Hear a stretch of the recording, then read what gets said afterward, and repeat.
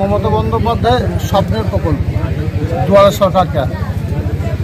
বিগত দিনে মানুষ সরকারি পরিষেবা পাওয়ার জন্য, সাধারণ মানুষ সরকারি পরিষেবা পাওয়ার জন্য বিডিও অফিস, জেলা পরিষদ বা পঞ্চায়েতে যেত, কিন্তু এখন সরকার পরিষেবা দেওয়ার জন্য দুয়ারে আসছে, অর্থাৎ মানুষের বাড়িতে বাড়িতে যাচ্ছে। এখানে যেমন একটা সেন্ট্রালি ক্যাম্প হয়েছে, অনুরূপভাবে অঞ্চলে আরও 4-5টা মোবাইল ক্যাম্প হচ্ছে, যেগুলো গ্রামে ঘুরে ঘুরে ভিজিট করে মানুষের যে 37টি প্রকল্প নিয়ে যে দুয়ারে সরকার হচ্ছে, সেই প্রকল্পগুলোর সুবিধা যারা পায়নি, এখনও বঞ্চিত আছে। যেমন ধরুন কোনো কন্যাশ্রী বা লক্ষ্মী ভাণ্ডার মায়ের বয়স হয়ে গেছে, লক্ষ্মী ভাণ্ডার পাবার সময় হয়ে গেছে, সে ফর্ম ফিল আপ করবে, আবেদন করবে, তাকে ব্লক অফিস যেতে হবে না, সে এই ক্যাম্পে বা গ্রামে বসেই যে মোবাইল ভ্যানগুলো আছে সেগুলোতে গিয়ে সে আবেদন করতে পারবে। তাছাড়াও শুধু মানুষকে পরিষেবা দেওয়া নয়, মানুষের জীবনদান,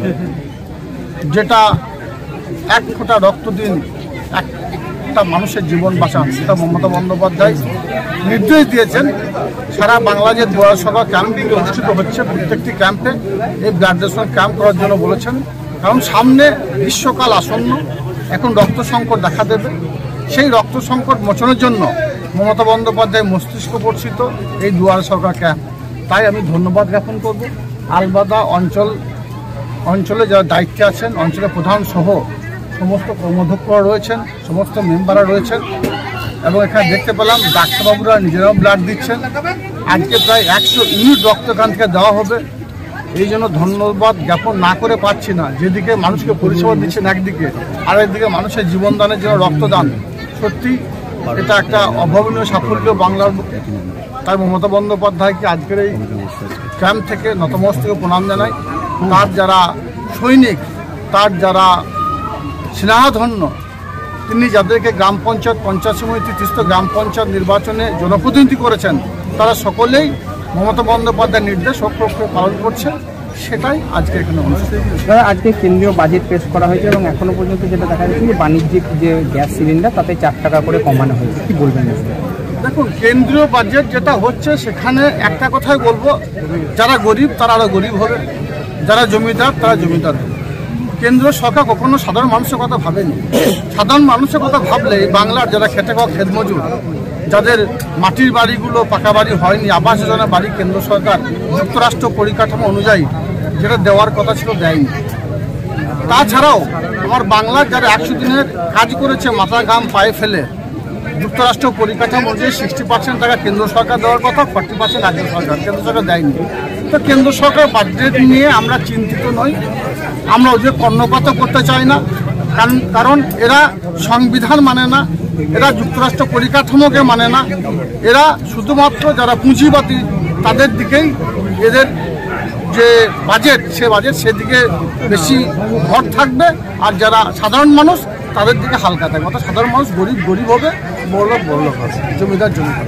দাদা, যেটা হলো দুয়ারে সরকার ক্যাম্পে এসে আপনি প্রত্যেকটা দুয়ারে সরকার ক্যাম্পে যাচ্ছেন, এসে কি সুবিধা হচ্ছে এবং ভিজিট করাটা কতটা প্রয়োজন বলে মনে করেন? দেখুন, ভিজিটটা এই জন্য করছি, প্রথম এসে আমি যেটা দেখছি প্রত্যেক দুয়ারে সরকার ক্যাম্পে আপনারা দেখতে পাবেন যেটা যে ফর্ম ফিল আপ করা হচ্ছে, গ্রামের মানুষ আবেদন নিয়ে দুয়ারে সরকার ক্যাম্প আসছে, তাদের কাছে পয়সা নেওয়া হচ্ছে কেন বা নেওয়া হচ্ছে কি না, এটা দেখার জন্য বেশি লক্ষ্য রাখছি, যাতে পয়সা নেওয়া না হয়।